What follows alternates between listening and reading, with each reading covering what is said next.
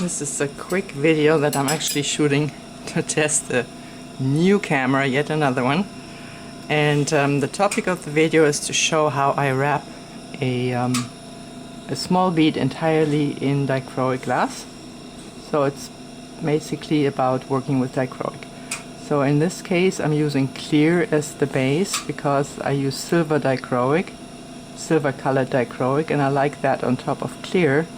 But in general, if I had like a green or any kind of colored dichroic, I would actually use a darker color. So mostly I use black. I just like the contrast. So I'm holding the marver a little bit weirdly because the lens of the camera is where I usually would hold it.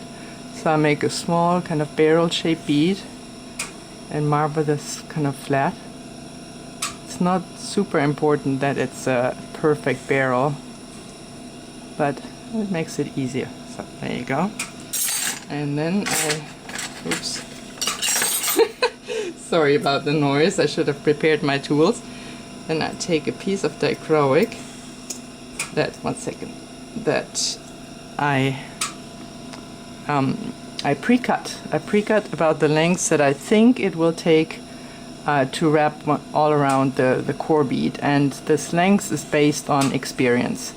It's about maybe 1 inch long, 3/4 inch so I have the dichroic preheated, but I'm warming it up a little bit more, and then I heat one spot on that clear barrel, and then I place the barrel right on top of the end of the dichroic, kind of like this.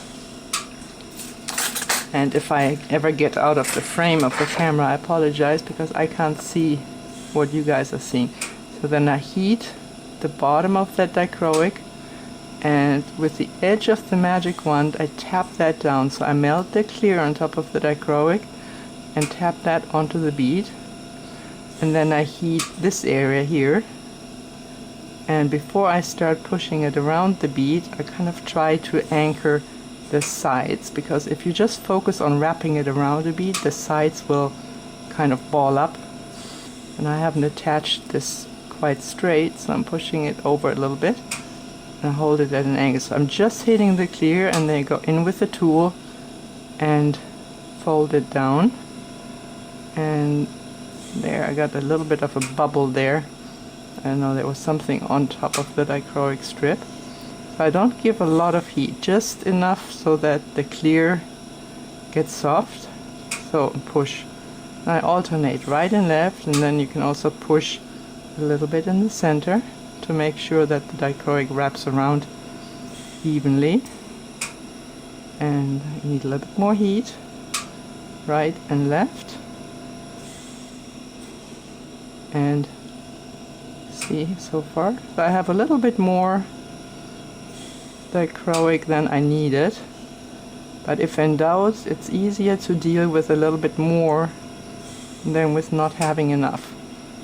If you don't have enough, you'll have a gap in the dichroic layer around the bead. So where I overlay, so I give a little bit more heat, and again with the magic wand I just push that down, and I work with very little heat, and I just repeat the same motion over and over. So now the bead is more or less wrapped all the way. Let's see whether I can point it at the camera. Now, in order to fill out the volume of the bead, I mean, if I wanted to make a really tiny bead, I guess I could just melt this round now. But there is still kind of slightly danger zone on the edges there, because there is a little bit dichroic sticking out. So I take the same clear that I used for the base, heat the tip, and I just kind of paint a layer of clear around the outside. Since you're basically wrapping clear on top of clear, you don't have to be particularly careful with, you know, not smearing anything underneath, because there isn't anything underneath. So this is like the easiest form of encasing. So I put 2 wraps of clear. I don't even know. Oops. Sorry, my lens fell off. That's my I say I have to reattach this. 1 second. Here, this is my didymium lens that I've attached to the front of the camera. Oops, I have to adjust my flame. I attached to the camera with masking tape, which is obviously not the best solution. So expect that to fall off again. Okay, so now I'm just heating the clear. I just focus, just kind of turn, and I go back and forth, and also a little bit right and left with the bead. And then I have a shaper prepared, so with that I just basically push the clear inwards, so I push it round. See, at this point this is still a very uneven bead, so there is no rolling this in the shaper. I just push it in like that, and it's rounding out, but you see there is a gap in the middle because I just added the clear to the sides. So I need a little bit more heat for these 2 seconds. I just see that my flame is not... Oh, you can't even see it. I'm sorry. What happened was that my flame got a little bit out of balance, and so if I work down here where I usually work, I could see that it was getting kind of dirty. So now I can roll it in the shaper.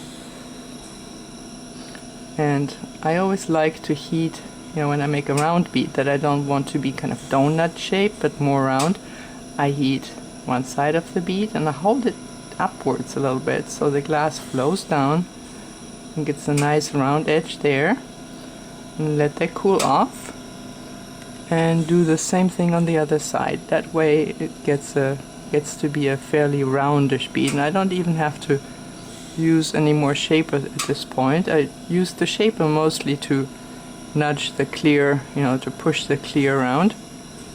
And there is the sparkly bead.